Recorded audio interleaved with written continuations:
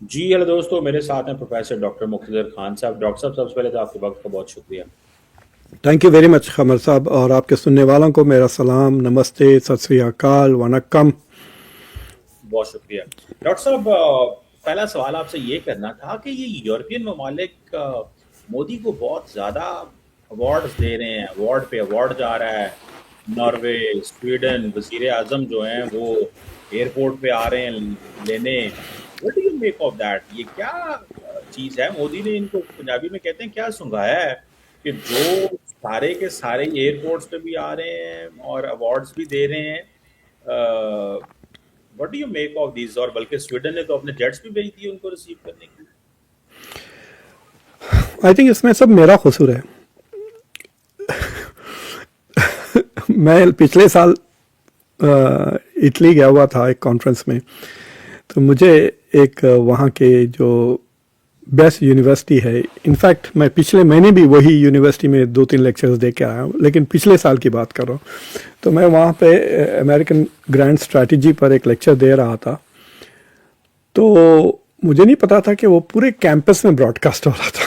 मैं समझा कि वो बस जो मेरे सामने जो 200-300 बच्चे थे, उनके मास्टर्स और पीएचडी स्टूडेंट्स, उनके लिए था। तो जो ऑर्गेनाइजर था उसने फौरन मेरा लेक्चर रोका in the middle. It was unscheduled. तो मैं समझा कि यार ये लोग अपसेट हो गए। मैं काफ़ी सख्ती से क्रिटिसाइज कर रहा था नेटो को। तो उन्होंने कहा, मुख्तसर we need to take a break, let's go to my office. तो हम उनके ऑफिस गए तो जॉर्जिया मेलोनी के एडवाइज़र बैठे हुए थे। तो वो पढ़ाने आते थे वहाँ पे foreign policy, Italian foreign policy.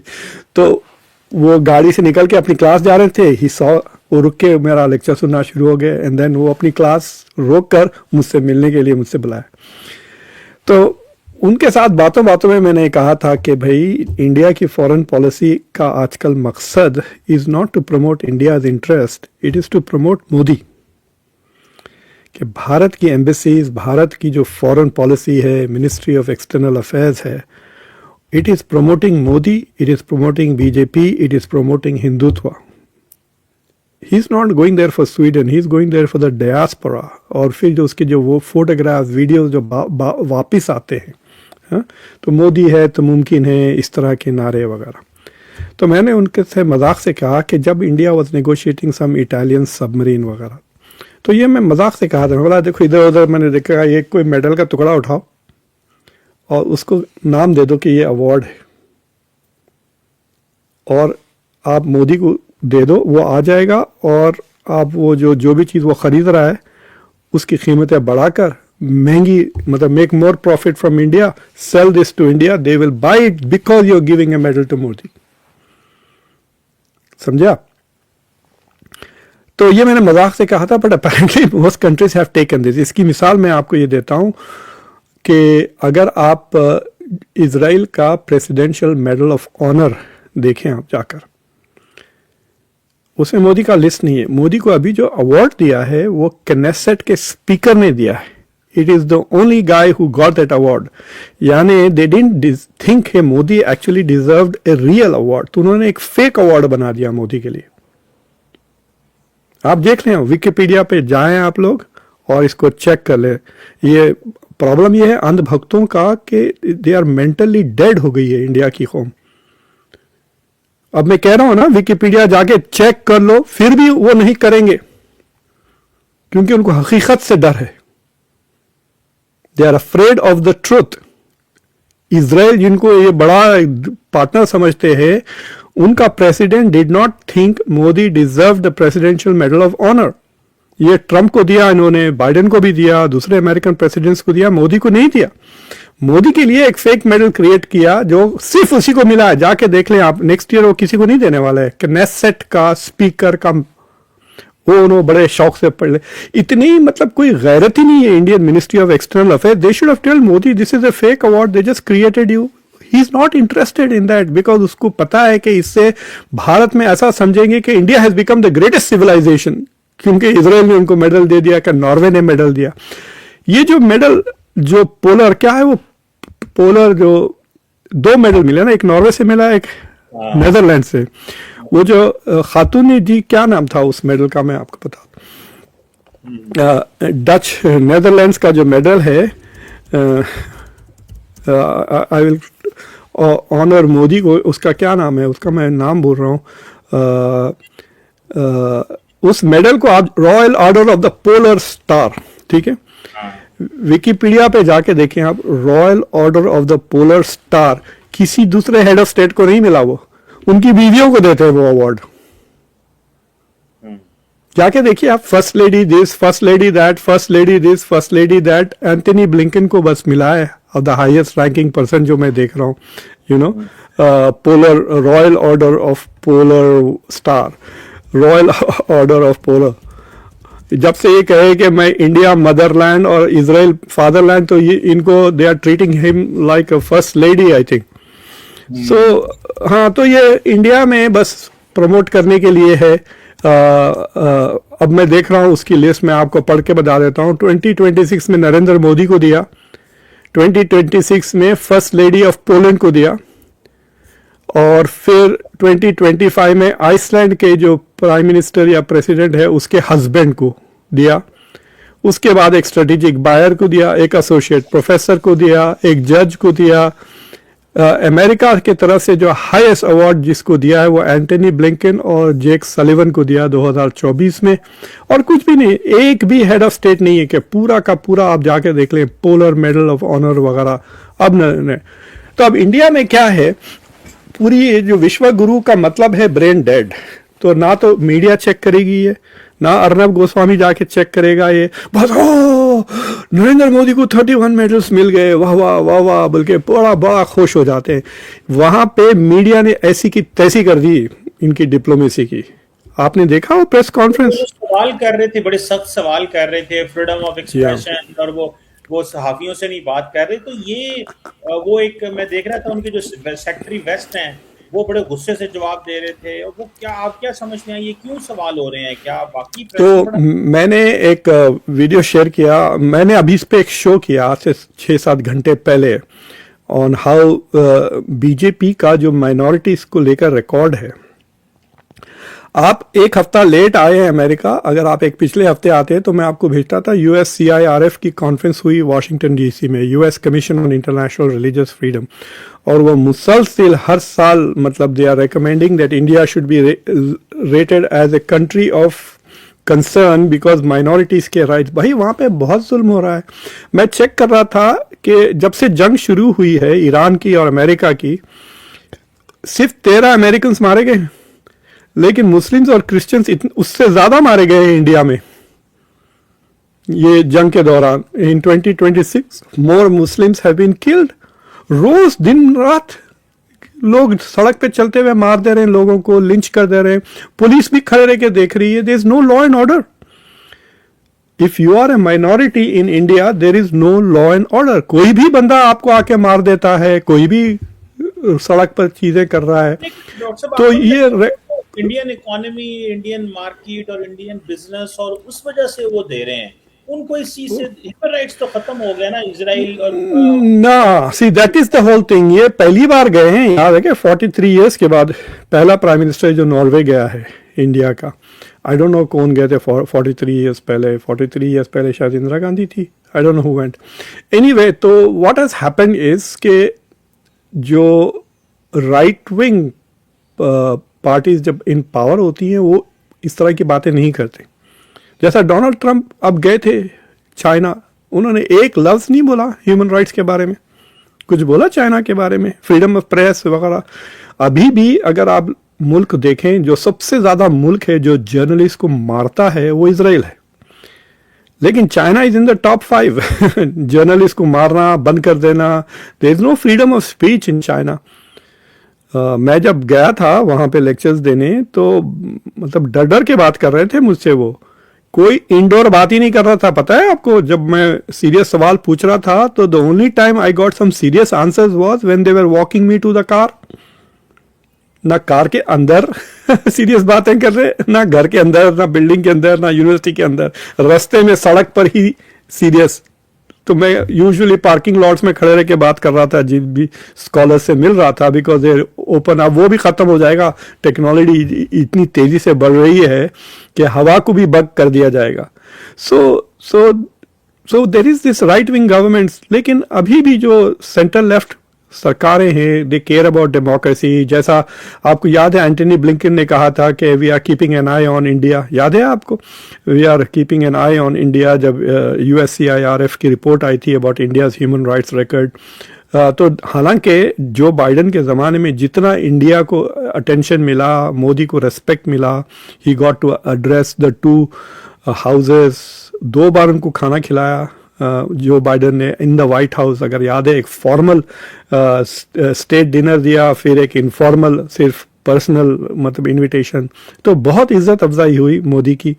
They are not doing this for Modi, that's the problem. India में they think this is because it's Modi. No, this is because it is India, and because India has 1.4 billion people and India now has about 300 million people, या 10% ले ले आप, 150 million, जो मैं बार बार कहता हूँ, 2 Germany के साइज की अपर मिडिल क्लास है जो चीज़ें खरीदती हैं फॉरेन की। आप उनको बेचना चाहते हैं। अगर आप छोटा सा मुल्क है जैसे कि नेदरलैंड्स को ले लें आप, 10 मिलियन की पॉपुलेशन है, नॉर्वे की भी उससे भी कम है। अगर उन्होंने 100 मिलियन की चीज़ें बेच दी हैं इंडिया में तो बड़े खुश हो जाएंगे। अगर 1 मिलियन इंडियंस, राइट, 1400 मिलियन से ज़्यादा है, यानी 1400 में से 1 मिलियन भी, एक भी शख्स इंडिया का अगर लेगो के गेम्स ले लेता है, स्वीडन के, आइकिया के, वॉट एवर दैट इज, तो उस तरह से अगर वो 1,000 10,000 लोगों को मिलते तो कंपनीज प्रॉफिटेबल हो जाती हैं। For this small countries India is a huge market ना। तो डॉक्टर साहब, मूविंग ऑन, हमारे पास आज टाइम कम है। ट्रम्प ईरान पे दोबारा हमले की बात कर रहे हैं, what do you make of that? इसकी क्या वजह हो सकती है? ईरान अकड़ गया है या कि लड़ने को तैयार है या कि को पिटाई होने वाली है? He is not able to decide. एक बयान ये आया कि चाइना से वापस आने के बाद, like I was, he was under the impression के कुछ नीडल मूव होगी अबाउट इन बीजिंग में। कुछ नहीं किया चाइना ने। चाइना ने यह भी कहा कि मैं तेल खरीदते रहूँगा ईरान के साथ। So nothing has happen. तो वापस आए, he has no choice but to attack. फिर वो नेगोशिएशंस इंटेंसली चल रहे हैं ईरान के साथ, कंटिन्यूसली चल रहे हैं। Pakistan is also involve, direct भी नेगोशिएशन चल रहे हैं। खतर is also involve in the negotiations with Iran. तो फिर बीच में डोनाल्ड ट्रंप का एक ट्वीट आता है कि मैंने कतर के, UAE के और सऊदी अरेबिया के जो लीडर्स हैं उनकी बात मान ली, और मैं अब कल जो हम अटैक करने वाले थे, ट्यूसडे को हम अटैक करने, पहले तो कभी कहा नहीं कि ट्यूसडे को अटैक कर रहे हैं, बट एनीवे हम ट्यूसडे को अटैक करने वाले थे, तो हम अब अटैक नहीं करेंगे। We are going to wait for the results. Iran की तरफ से काउंटर प्रपोजल आया है and there has been some change finally. ये आपको याद है, मैं कई बार ये अपने शोज में भी कह चुका हूँ कि one thing that China, Iran में मूव ऑन इज के जो एनरिच्ड यूरेनियम है, जो 900 पाउंड, 1000 पाउंड के करीब, 450 किलो, वो अब वो रशिया के पास रखने के लिए तैयार है कि we will give it to Russia. America को नहीं देंगे, हम रशिया को दे देंगे, विद द अंडरस्टैंडिंग कि अगर अमेरिका अपनी जो प्रोमिसेस से अगर पीछे हट जाता है, जैसा JCPOA में से पीछे हट गया अमेरिका, तो फिर रशिया वो वापस दे देगा ईरान को। I don't think Russia will give, but वो कह रहे हैं कि रशिया उनको वापस कर। सो अमेरिका ने सुना कि अभी the US has rejected that proposal. और प्लस यहाँ पे जो एकदम प्रो इजराइल लॉबी है, उनके पास तो बहुत दबाव पड़ रहा है ईरान के ऊपर, सॉरी, कि ईरान पे हमला करे, डिस्ट्रॉय कर दे पूरे। दे वांट, वो खुश हो जाएंगे अगर डोनाल्ड ट्रम्प 10-12 आइटम बम फेंक देता है ईरान पे, करोड़ों लोग मार दें। This is what they want, कि करोड़ों लोगों को मार डालें, मुल्क को तबाह कर दें। This is what Israel and Israeli lobby wants. But आपने खबर पड़ी कि 3 ड्रोन में से 1 ड्रोन जाके न्यूक्लियर रिएक्टर पे लग गया UAE में, जिसमें आग लग गई, और वो भी अंदर लगा, पेरीमीटर पे नहीं, अंदर जाके लगा वो अटैक। उससे ज़्यादा नुकसान तो नहीं हुआ, बट 25% ऑफ UAE की इलेक्ट्रिसिटी वहाँ से आती है। अगर वो बम लग जाती, आग लग जाती उसमें, खुदा ना खास्ता, तो आप ये गर्मियों में कैसा रहोगे? 50 तक जाता है वहाँ पे टेम्परेचर। मर जाएंगी कौम खाली गर्मी से, घर में बैठे बैठे मर जाएंगे लोग। तो सोचो आप, अगर ईरान 25 मिसाइल मार देता है उसके तरफ और एक भी लग गया तो क्या नुकसान हो सकता है। तो सो एकदम देर इज दिस ह्यूज डेंजर कि गल्फ। अब एक खतरा ईरान की तरफ से आ गया है, वो ये है कि ईरान कह रहा है कि I will cut off the cables, जो अंडरग्राउंड केबल्स हैं जो इंटरनेट वगैरह कनेक्ट करते हैं। अगर वो काट दिया तो भाई डिस्कनेक्ट हो जाएंगी सारी दुनिया, समझे आप। इंटरनेट, आपका हमारा धंधा बंद हो जाएगा, ये बिल्कुल। We will not be able to do this show, there will be no internet. अगर हम, आप तो खैर अभी यहाँ हैं तो हम कर लेते हैं शो, लेकिन देखने वाले तो वहाँ हैं ना। तो ये सारा सिग्नल तो उधर से ही जाता है under water. So there are more dangers being presented. ये और बात है कि ट्रंप एडमिनिस्ट्रेशन इतना बेवकूफ़ है, I can not tell you. Pete Hegseth की IQ मुझे लगता है नेगेटिव में है। तो ये गधे can not fully understand. Donald Trump ने एक्चुअली कहा कि उसको पता नहीं था कि Iran will close the Hormuz. आप सोचिए, how stupid can you be. मैंने 2 साल पहले अपनी अमेरिकन फॉरेन पॉलिसी क्लास में, जिसमें 19-20 साल के बच्चे होते हैं, I had done A simulation जिसमें अमेरिका ने ईरान पे हमला किया। तो जो ईरानियंस थे उस क्लास में 19 साल के बच्चे, उन्होंने पहला काम ये किया कि स्ट्रेट ऑफ हॉर्मुज को बंद किया। तो हमारी university is not the best university, we are in the top 50 in the country. हमारे जो मिडिल लेवल के स्टूडेंट्स आते हैं, they are smart enough to do understand by doing 3-4 दिन का उन्होंने रिसर्च किया सिमुलेशन के लिए, और उनके पास ज्यादा अक्ल थी compare to this administrations foreign policy establishment. Can you imagine कि रूबियो ने, JD वैंस ने और पीट हेक्सेट ने ट्रंप को नहीं कहा कि the first thing they will do is shut down the straight of Hormuz, क्योंकि ये नेतन्याहू को सुन रहा है और वो इनको बना रहा है बेवकूफ। That is the problem with Donald Trump. He's not listening to his own military people, he's not listening to his own intelligence people. Because वो जो रेकमेंड कर रहे हैं वो लॉबीज के बिल्कुल खिलाफ है। तो वो इजरायली लॉबी की बात सुन रहा है। इजरायली लॉबी उनको कह रही है कि ये लो पैसे, जो भी नेतन्याहू कहता है वो करो।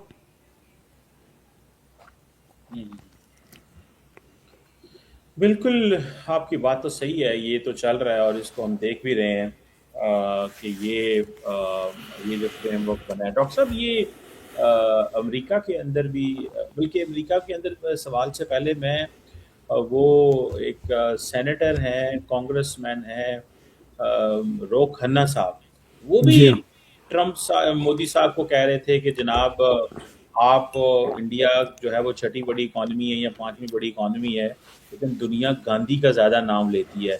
आपके नाम पे सड़कें नहीं हैं, आपके नाम पे ये चीज़ें क्यों नहीं है। ये भी अब जो आपने बात की, एग्जैक्टली वही बात की उन्होंने। मैं जस्ट आई वांटेड टू, मेरे ज़हन में था, मैंने कहा मैं आपसे ये पॉइंट शेयर करूंगा। मैं देखा वो ट्वीट। हाँ। रोक खन्ना सडनली हीरो बन गए वो पिछले 1.5-2 साल में। वैसे रोक खन्ना हमारे घर के करीब से आते हैं, पेंसिल्वेनिया से हैं वो। ही इज नॉट फ्रॉम, लेकिन he is in A constituency in California, बहुत पैसे वाली कंस्टिट्यूएंसी है, पूरे IT के फर्म्स वगैरह हैं। So he has become the major voice of the, आप कह सकते हैं he is the Mamdani of Congress. तो Ro Khanna is a hero, मतलब I am a big supporter of Ro Khanna. If Ro Khanna runs for presidency, मैं वॉलंटियर करूंगा टू सपोर्ट हिज कैंपेन। उसकी positions काफ़ी क्लियर हो गई। लेकिन 1-2 साल पहले he was also like Raja Krishnamoorthi, जो शिकागो से भी हार गए हैं। Raja Krishnamoorthi had such good relations के जितने भी मुस्लिम्स शिकागो से इलेक्शंस जीते हुए हैं, they all owe their support to Raja Krishnamoorthi, जो मेंबर ऑफ कांग्रेस थे। लेकिन पिछले 2 साल में हाउडी मोदी हुआ, वो गए वहाँ पर, फिर वो RSS के बंदों के साथ घुल मिलना शुरू कर दिया। पैसा बहुत हो गया ना ये इंडिया में भी आजकल। तो आप अगर इंडिया के RSS वगैरह, जैसा कि हडसन इंस्टीट्यूट में पैसे देके उन्होंने कॉन्फ्रेंस करा ली, trying to paint RSS as if it's a welfare social organisation, इस तरह की चीज़ें करने लगे। तो राजा कृष्णमूर्ति को पैसे का बड़ा शौक है। उसके बाद मिलियंस ऑफ डॉलर्स थे। वो प्लान कर रहा था to run for the senate, लेकिन वो कांग्रेस की प्राइमरी, मतलब he is gone, he is not in the Congress anymore. तो उसके बाद रो खन्ना को भी शायद लालच हुई, he went to India and he made some stupid comments वहाँ जाके। लेकिन आने के बाद काफ़ी उसकी क्रिटिसिज्म हुई एंड देन ही रियलाइज कि ये नहीं होगा. देखिए कितना भी आप India right wing India Modi Trump ये वो कर लें, एक भी रिपब्लिकन इलेक्टेड बंदा नहीं है कांग्रेस में है ना सेनेट में. बाकी जितने भी इंडियंस इलेक्टेड हैं कांग्रेस में, जो 6 के 6 थे अब 5 हो गए हैं, वो सब डेमोक्रेट्स हैं, इंक्लूडिंग 2 बंदे जो बहुत ही क्लोजली राइट विंगर्स हैं, जैसा कि वो थानेदार है मिशिगन का. तो वो भी राइट विंग बीजेपी विश्व हिंदू परिषद टाइप बंदा है, लेकिन वो भी डेमोक्रेट की पार्टी से रन कर रहा है, बिकॉज उसको पता है कि हमारे जैसे लोग यहाँ पर हमारे जैसे ही हैं, हेटफुल रेसिस्ट. रिपब्लिकन्स इनको वोट नहीं डालेंगे. So we will see what happens. Vivek Ramaswamy is doing well in Ohio, primary जीत गया है वो, but we will see what happen in main stream election. अगर वो जीता तो ही मतलब गवर्नर्स की जगह जीते हैं इंडियंस, जैसा निक्की हेली ने जीती है और बॉबी जिंदल लुइजियाना से. So Indians have won governors positions through Republican party, लेकिन नॉट इन द कांग्रेस. बिल्कुल ठीक. Thank you very much professor. Thank you very much sir. Bye.